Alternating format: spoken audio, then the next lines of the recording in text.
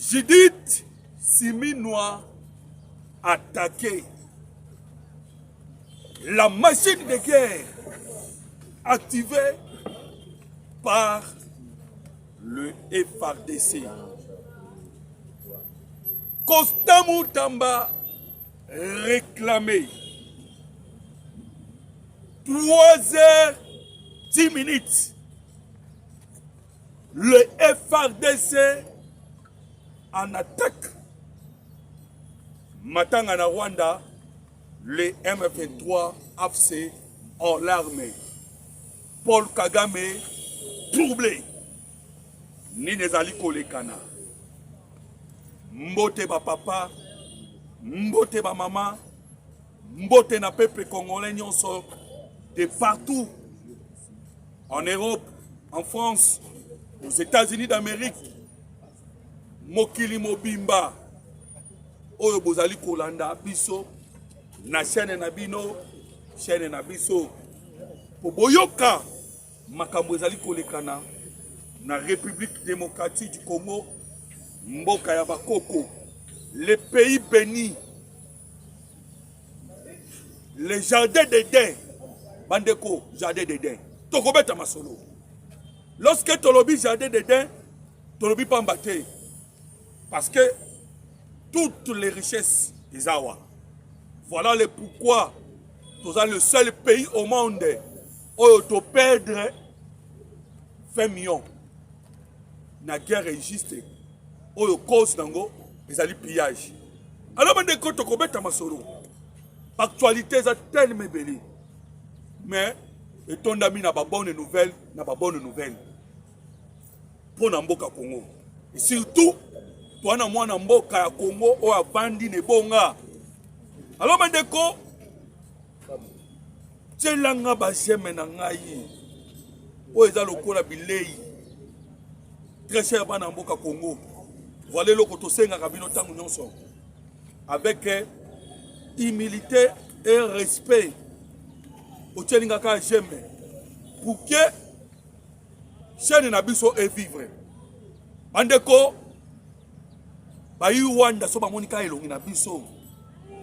Babandi mamoko attaquer. Ils savent que awa tokolobela surtout les mafias et les kanaka à niveau est de tolobela beaucoup plus. Voilà pourquoi ba attaquaka. Bandeko lelo na tongo. Lelo Kagame a kotisi ba techniciens et des ingénieurs pour na baya kobongisa les mines de Tangwiza. Mine ya Tangwiza, ça se trouve où? Dans le sud Kivu. Bandeko, ils allaient juste à 45 km na Bukavu. Vous vous souvenez? Et que l'autre, bah, FARDC Bazouaka, ils allaient kicker partout au Komona. Site minier, Bobeta. Les officiers rwandais, Bobeta. Ainsi que des matériels militaires. Tobenga Kiango, les 3 cibles.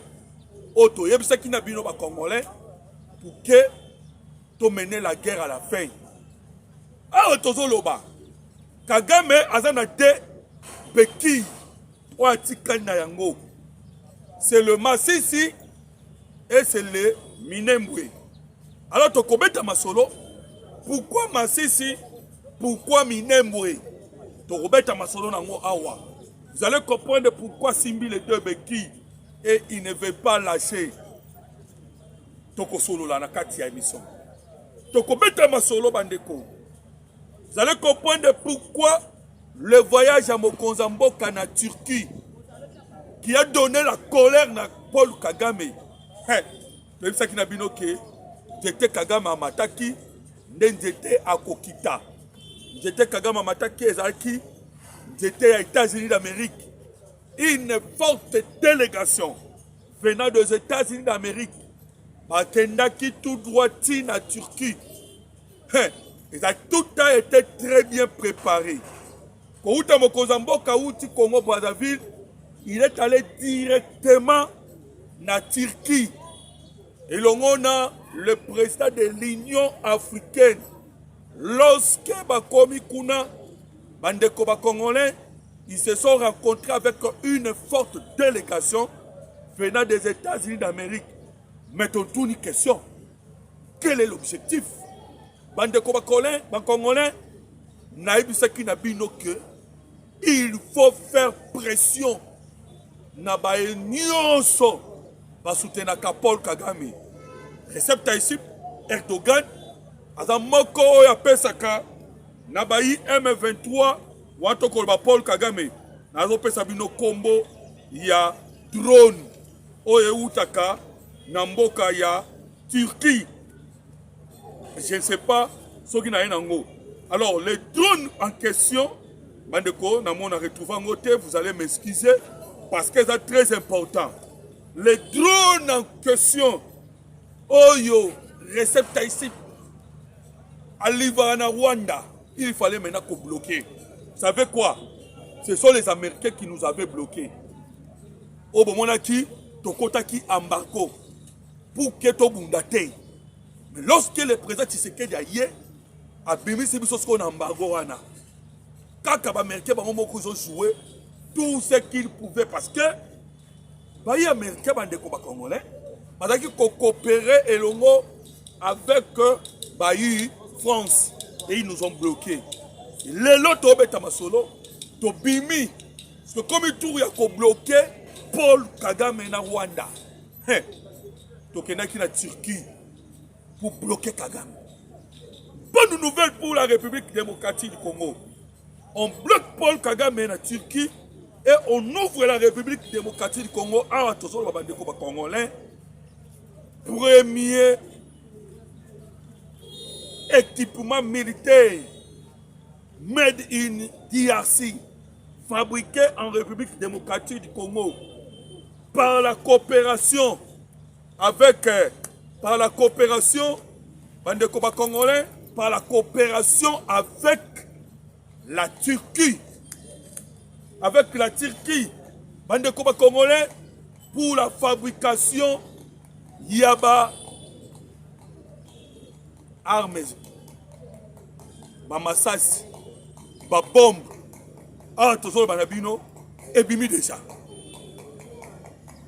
Donc, vous avez compris que la machine de guerre est activée. La machine de guerre est activée. Alors, tout ce qui est dans le dossier, il y a maman Judith Siminois. Judith Siminois. Tout ce qui est dans le dossier. Judith Siminois attaqué. Attaqué par Banani, par Rwandais, par Otobengaka, l'armée numérique rwandaise. Bandeko, armée numérique rwandaise Otokoloba, et Sangana, Kotoyo, Baï Congolais, Kotokuna, Rwandais, Asala et Kiri.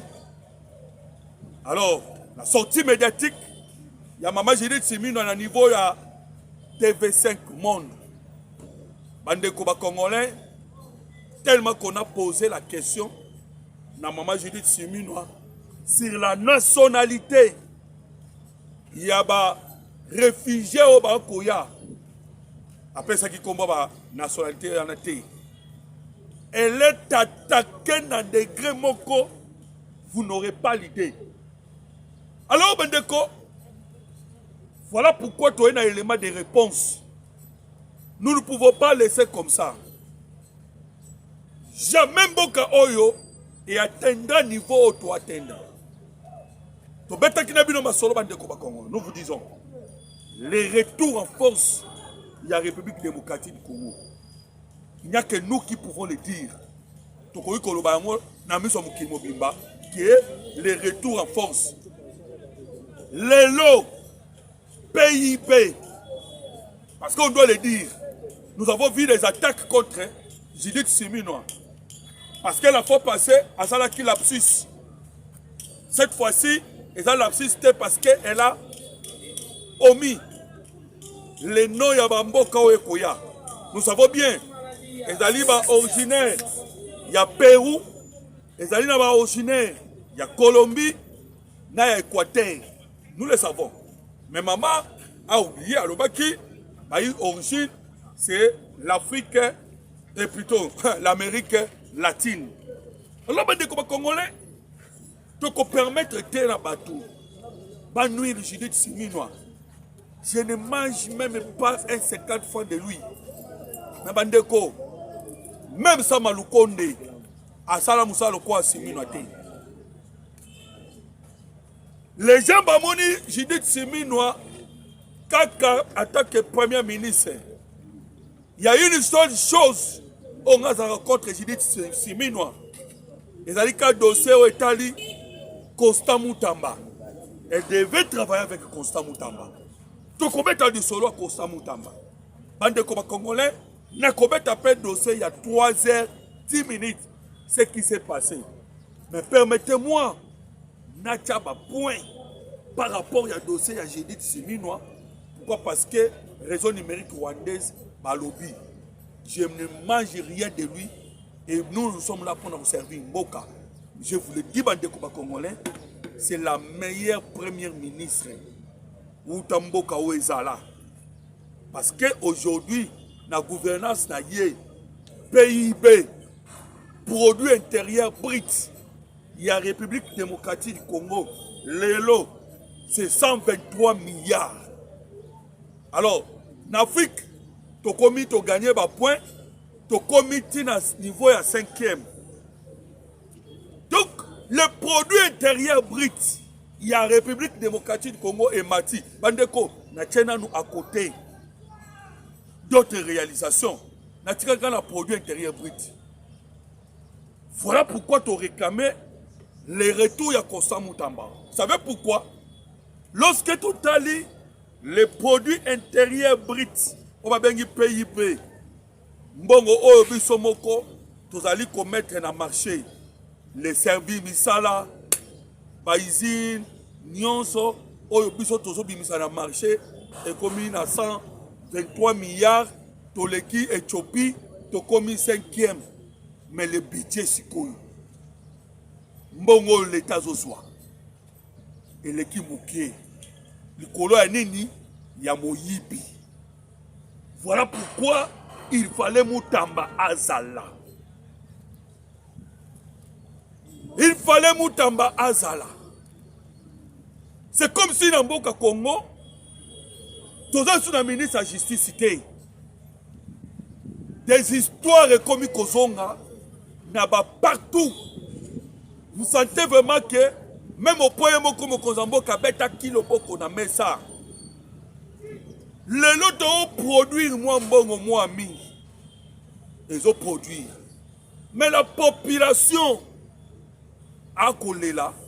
Pourquoi? Parce que et comme il y a justice. Voilà pourquoi on a même l'insécurité qui va tout coller là. Et les gens ne veulent pas qu'on parle. Nous allons parler sur l'insécurité. Pourquoi? Parce que personne n'est irremplaçable. À mon côté, quand tu ne travailles pas comme il le faut, on est obligé de vendre à sauter. Alors moi je trouve que bande ko Congolais na dossier aux ali kolekana wa to ko beta makamotali maman Judith Siminois jusque là à Osala Moussa na bien. Mais il faut le retour de Constant Moutamba. Il faut remaniement et salama. Bon, nous sommes pas travailler. Autrement de sécurité. Les gens doivent dégager. Mais il faut pas dégager. Pour ça, il y a que les gens ont créé des commissions. Ils ont créé des commissions. Ils ont créé des structures. Pour consommer, il y a l'État. Donc il faut remanier ça là, même ceux qui ont lobby la bisoke, aux ana base ndenge nini. Même ceux qui ont bisoke, aux ana soutien Mokozamboka. Ata aux ana soutien, il y a président de la République. Même ceux qui ont nanyango ya penepena Mokozamboka, nous te disons que le président a yoka base. Le président a yoka population. Dernièrement non. population ganga qui est Moutamba Abima le président Lobaini et Yokani et les procédures salama bandeko baje mezana c'est s'il vous plaît baje mezana c'est bon aimer l'émission et bon partager l'émission aimer l'émission partager baje mezana c'est alors comprenez que dès que to koloba awa bandeko ba congolais les réseaux numériques rwandais Naba oyo surtout ya PPRD Kabilis et autres à l'attaque contre Judith Suminwa, mais Judith Suminwa a ça kitoko. Wana flatté été parce que c'est une technocrate en dépit de tout, ce n'est pas une politicienne, mais elle fait la politique parce que à côté comme état technocrate, a yebi ko placer chaque bongo à sa place. Il y a la construction de la route, il y a beaucoup de choses automobiles. Là, nous vous disons, bandeko, mais il faut les retours de Constant Moutamba. 3h10. 3h10, bandeko Bakamole. La machine de guerre activée. Frappe chirurgicale.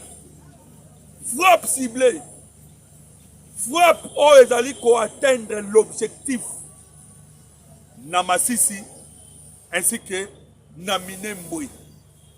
Je vous ai dit, bandeko Congolais, que Kagame a sakani na moto. Et lui-même, tala maloba mi balé bandeko Congolais. Ya Kagame, ya Kabila. Kagame alobi boye. Je n'ai pas peur des Américains. Même s'ils m'attaquent, ngai nazana bunker nanga na tonga. Bandeko, ce que je vous dis, Kagame aloba yango. Azali na bunker na ye oyo ya tonga soke yindi akende kobatama. Alors vous avez compris que Kagame ayebi na sort na ye. Hippolyte Kanambe paie de sa part. Ye pa lobika ndenge moko. Je mourrai d'une balle dans la tête. Voilà Hippolyte Kanambe alias Joseph Kabila. Alors, bandeko, vous comprenez que Batouana nous surtout ba yebi ndenge ba kosuka. Awa siko batumbo ba américain. Premier avertissement, ba violé. Deuxième avertissement, ba violé. Alors siko etikalini. Déjà ba violé ba avertissement mi balé. Qu'est-ce qu'il leur reste? Et donc etikali ba okaka ba poudouiller bango. Et la machine de guerre est activée pour nous poudrouiller bango. Premier avertissement, c'est acquis l'accord de Washington. Deuxième avertissement, c'est acquis la réunion où les Kanaki le 17 et le 18. Au moment où on a une émission mingi, nous avons répété en gros pourquoi. Parce que na yeba ki o les Kanaki kuna. Et ça là qui 6 zones au Bachaki. Oh, qui bango baya kobimisa basoda na bango na Congo. Ils ont encore violé. Ndenge tolobaka, premier avertissement, deuxième avertissement. Troisième avertissement zaté. Voilà pourquoi réunion Kotaki na Turquie entre une délégation américaine avec une délégation. Il y a la République démocratique comme il y a un président Tshisekedi. Après rencontre, Massad Boulo Sazobi Mazo Seka. Halobi a une réunion fructueuse. Bande de Congolais. Il y a un 3h10 minutes. Nous avons bêté l'autre soir 3h10 minutes. Ce qui s'est passé. Halobi, une réunion fructueuse. Nous avons parlé de très bonnes choses et sur la paix à l'est de la République démocratique du Congo. Après Wana, le président de l'Union africaine PAIE, le président Evariste Ndayishimiye, Koutani Namassad Boulos, Ouatoza Karawapi la Turquie. Tant que le président de l'Union africaine a bimi à lobby, Masole Betami Kitoko. Vous avez vu déjà que les Américains, comme ils peuvent utiliser déjà Évariste Ndayishimiye. Parce que, tu sais qui bino, Mokozamboka, Félix Antoine Tshisekedi Tshilombo, a kotisaki Évariste Ndayishimiye na kati ya circuit ya Américain. Oyebi ke Kagame, à tout moment, il utilisait Burundi, mazaki kako isolé bango. Yemoko Kagame alobaki ke bango Rwanda na Burundi bazaki lokola mapasa. Badeko. Mais Tshisekedi Moutoya kokabola bango. Et c'est la politique. Voilà pourquoi maintenant le président Tshisekedi a réussi ya kokabola Rwanda na Burundi. Nde azui sikoyo Évariste Ndayishimiye ayebise yaka tokotao bakotao tobima tokotao koti bazalaki na Turquie masole betami alors quand on va M23 ba uti siko Suisse yo kali solo mwana mboka Congo le M23 ba uti Suisse na koseka nyonso ba media na bango babandi to signer na gouvernement congolais to solo na gouvernement congolais. Nous avons signé le protocole d'accord. Ce qui bokolinga, na betela oli sona talisa yo, nini ba signaki kuna. Signature ba signaki, bazobenga ngona kombo ya mémorandum d'entente entre la République démocratique du Congo, le M23. Mais attention, ils allaient qui pena CIRGL. Na kokota na ba détail CIRGL te ba congolais. Mais je vous dis que Togo Azalaki, RDC Azalaki, Qatar Azalaki, États-Unis d'Amérique Azalaki. Alors, M23, Bayoki bien. Pourquoi? Ils sont les bétamis, non? Ils ont été considérés par la nation Wananyoso. Mais Bayoba quitté que le plan B est Ali. Alors, on a obété le plan B. Lorsque tu as signé un mémorandum d'attente, mais les Congolais basengeli koyeba na kati ya mémorandum d'attente biloko bibi kuna ezaka mibale l'accès ya ba humanitaire na ba zone o bango ba contrôler bayebisi bango accès wana il faut ezala sûr et rassuré soki ba respecter te ba kubetama ba humanitaire ba kota na ba zone na bango. Deuxièmement, libération des prisonniers. Alors, après signature, le FRDC a activé la machine de guerre. Communication il y a FRDC. Tokendaki, na Suisse, j'ai les documents. Na koyi kotangelo mais cause y attend. Région de Ngana groupe WhatsApp. Parce que na des documents nyonso. Dans le plus 243. 89, 40, 330, 80. Document à FADC Lobby Boye. Le gouvernement de la RDC, tout solo là qui n'a fait M23. Pour le Cambodge, il respect à cesser les faits. Mais nous avons constaté que va violer. On a communiqué avec FADC. Et Mandeko, certainement, ils ont violé.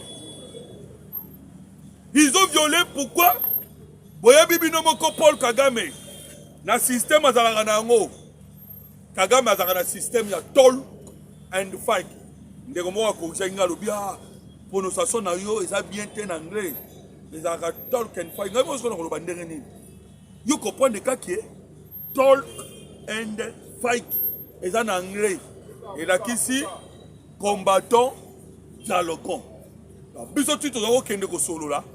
Toyebi ke Kagame abomaka Abiyarimana abomaka Cyprien Tariamira ya Burundi ndenge nini na kati ya masolo na bauti masolo azui roquette pou akwesi les deux présidents toyebi peke Yoweri Museveni aboma John Garang kaka na pleine ba négociation John Garang ya Soudan donc John Garang da ke kosolo la na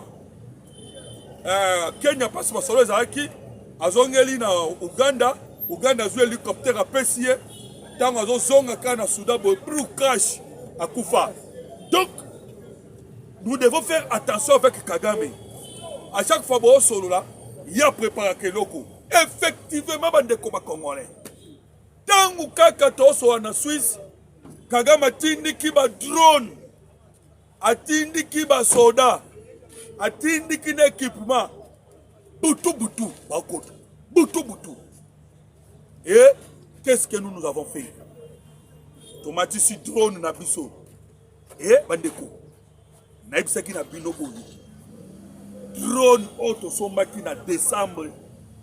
Na le 25 décembre 2025. Ti lelo. Baradar à Rwanda emo na ngote. Ba système anti-aérien na Rwanda emo na ngote. Drone wana nde sala kike. Bandoki ya ba français. Ba bloquer biso guerre.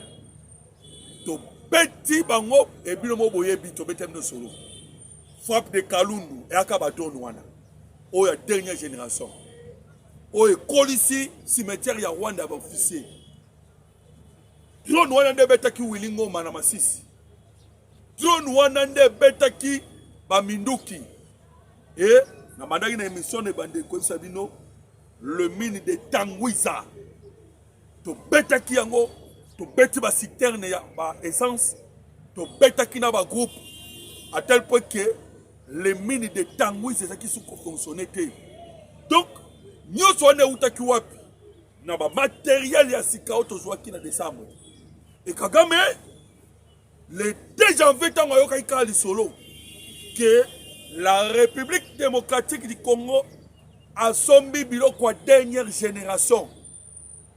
Mbangu epa ya mokonzi na ye Emmanuel Macron abetaki bino lisolo abanana na Qatar parce que lelo de ato sito ekate Qatar na sala betaki bino pe lisolo na bisa bino ke Qatar de alongwe na Rwanda parce que rencontre stratégique entre mokonzi mboka Félix Antoine Tshisekedi avant la manifestation à Brazzaville. Rencontre wana ezalaki oyo e enflammaki Kagame abimi pe na poisson na Afrique alobi akobimisa basoda na ye na Congo te. Donc comprendre déjà que Qatar za pembeni. Donc Kagame tango yokaki ke to zibilo kwa dernière génération. Mbala moko le 2 janvier mbangu epai ya ba Qatar alongwe kuna zongi epai Emmanuel Macron. Abisi Macron pesanga Minduki. Sino kuna ngana kokufa. Tshisekedi awuti kozwa ba arme ya dernière génération o awuti kosomba. Oyebi ke Tshisekedi aloba kana ngai à la moindre escarmouche na kobeta Goma na kobeta Kikali. Et bandeko quand Tshisekedi disait à la moindre escarmouche à l'époque ba Congolais o ba yebi makambo politique te o baza informé te bazaki koseka. Mais Kagame ya seka kite ayeba ki ke risque ezali et bato basovaka ye na moins d'escarmouche wana ce sont des Français bayaka kocha moi d'homme de fer ya muke na aéroport de Kigali pour que Paul Kagame aza la protéger. Mais maintenant le problème c'est quoi? Le matériel musuto uti kozwa ko bisanga teke ndeko mono to komo bimsa ba secret d'état Kagame yebi ba Français ba yebi yo payeba. Oh, sikoyo. Même le système anti-aérien en Rwanda est fonctionné. Voilà pourquoi vous constatez, depuis un certain moment, à ta autorité M23 moko vanda na Goma na Bukavu ate. Kaba mbolombolo nde baza obacha makeleli. Bango tout bakoma ko vanda na Rubavu na Rwanda. Bazo banga na kosakana te. Bandeko, eloko esa 72 heures likolo. Bande vandi 10 000 km. Et vandi lango. Et puis, likolo kuna, soka lota na se, amona okitoko, do pono kobeta bananga, bakabila, na ye moko Kagame, eza pas cité. Yango na ndenge na uti koyebisa na yoke, Kagame akima kimbangu, et kapa Emmanuel Macron, pesanga Minduki. Emmanuel Macron yebisi ye, awa so na pesi yo Minduki. Luxembourg azali, ba pays en Europe ezali, parce que on doit vous dire, le président Tshisekedi a réussi. Il y a qu'à diviser même l'Union européenne. Voilà pourquoi Kagame lobi, Macron lobi, moment où ils ont passé. Tenez nous na Ukraine. Le coin na Ukraine guerre ezali, makambo ezali un tout petit peu incontrôlé. Yokena Nukuna et on verra. Bandeko. Vous avez maintenant compris. Nabi Saïbnou de Bandeli. Kagame Kokoka guerre au thé. Et vous savez pourquoi Kagame était. Vous savez pourquoi Donald Trump a lobby des sanctions plus sévères et Kokoya. Vous savez pourquoi? C'est parce que les États-Unis d'Amérique babimisa qui ba vérité. Et ba vérité ba babimisa kezanini. Kagame est en train de préparer le chaos. Dans le bien té.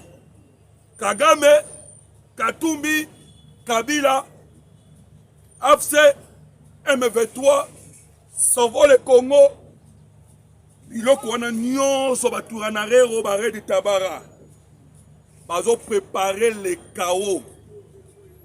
C'est-à-dire, bazo luka basala massacre nanu salamate. O Kagame soka sali yango pe akufi na ye loko anenge itilaire akufa. Il est en train de préparer cela. Là maintenant je réponds. Nabayi Congolais nyonso. Bolobaka Tshisekedi di beta te. Munguna koto na munduki. Nakata ndaku na yo mwasi bana bazali. Il faut beaucoup d'intelligence. Hein?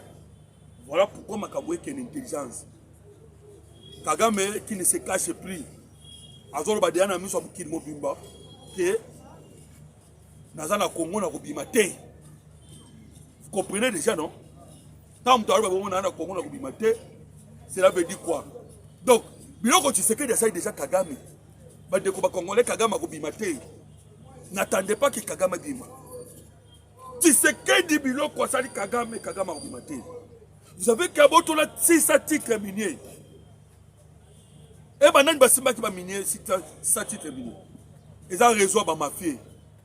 Si vous avez Botoli, Kagame a dit tu sais que Tongi, les ports en eau profonde de bananes. Binobo Kagame a dit bongo. Et ça coûte, non? Et ça coûte.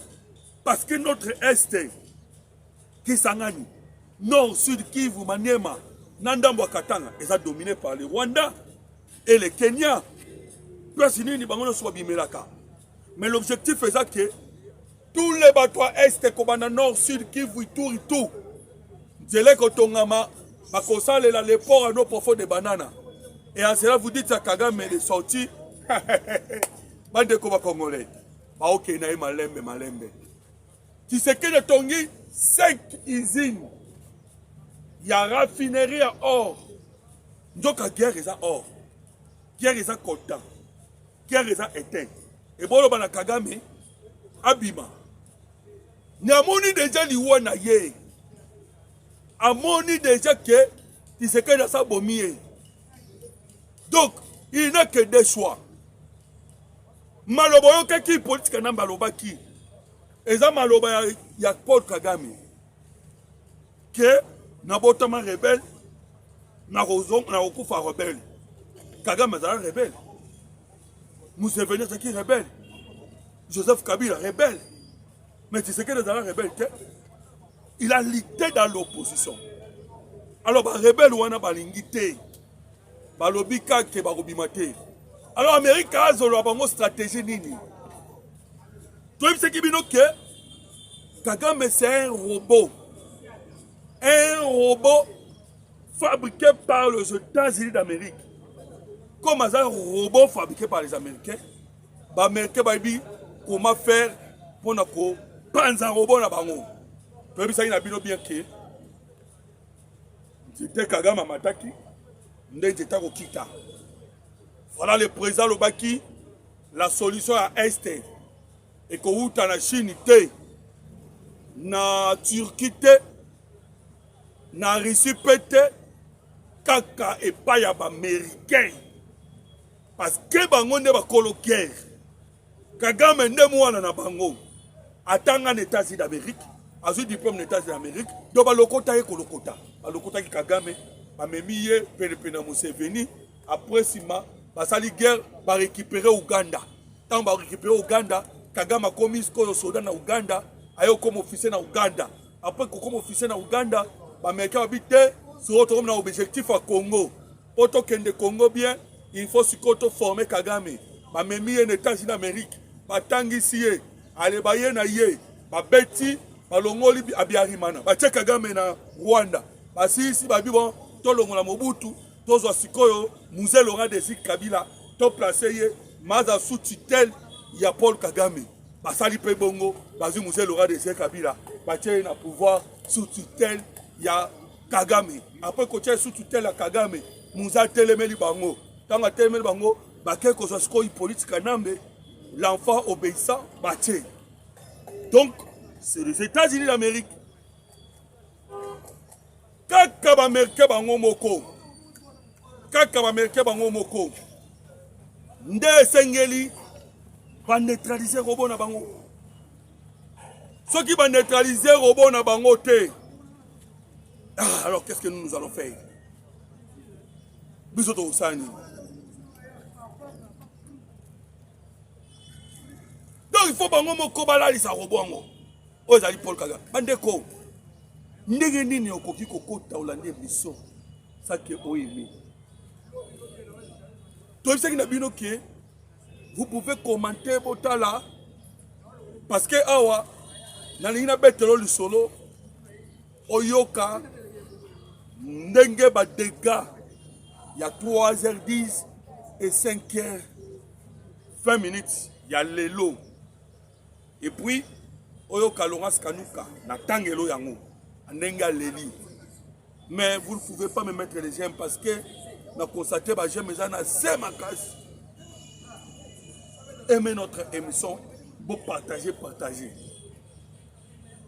Alors, yo kaskoyo, pas dégâts causés par nos drones. Dégâts wana, et ça dégâts ya bayi Rwanda.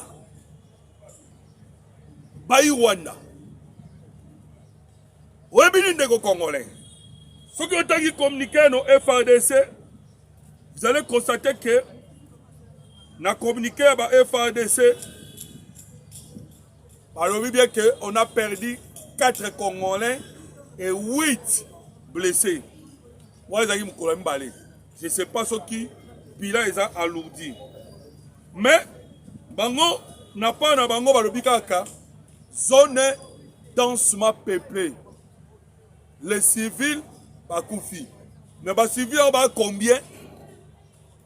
Bazalaka wapi. Et nous avons compris que ce sont des Rwandais. Yoka Laurence Kanuka.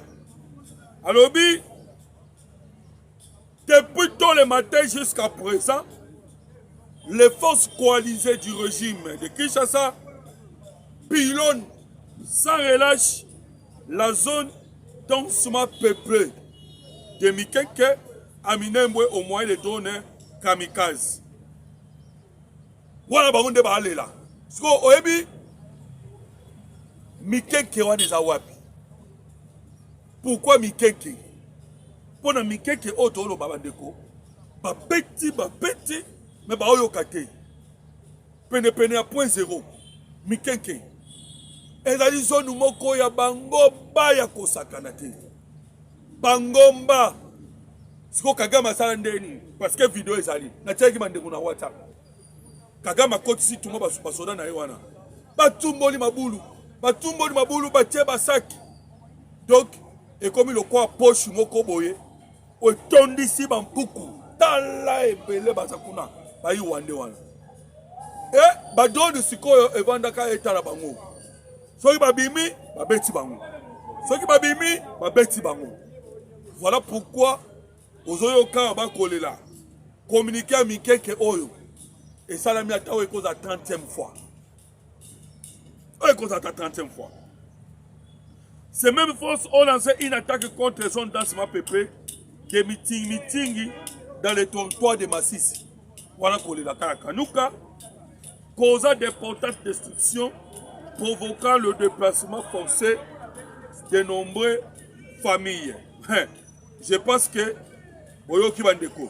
Mais de toutes les façons, Yoka, communiquer aux salami, na tongo makasi alelo. Lobi na pourquoi bakomaki mosusu. Donc toloba 4 jours oyo bakomi et la communication na bango nyonso wana bazokoma eza ya milelo na milelo. Alors na moment oyo toyebi déjà nini toyebi ke bayi français na moment oyo ba préparer déjà eloko mosusu parce que bango bazalaka bongo so bamoni Kagame en difficulté bamoni ba M23 en difficulté bango bakokaka bongo te. Ils veulent maintenant nous faire encore des pressions. Mais au lieu de faire la pression à Kagame, Bandeko, vous allez maintenant constater que et ça le mikolo. La France a compté dans le silence. Alors va sur le côté. Même dans le Conseil de sécurité, France a le barasouté. Pourquoi? Parce que même Koloba na bango baloba ki na Kagame a fongola aéroport ya Goma. Emmanuel Macron taloba ki ti lelo bafungoli yango te. Bafungoli aéroport te. Donc France na complicité na to commissaire na suka. Alors bande ko ba congolais bo contacter biso na piste 143 89 40 330 80. Beaucoup à la dessus. En tout cas, c'était avec plaisir qu'on a partagé la République démocratique du Congo. Tout le monde a dit à la prochaine fois, même chaîne, même heure.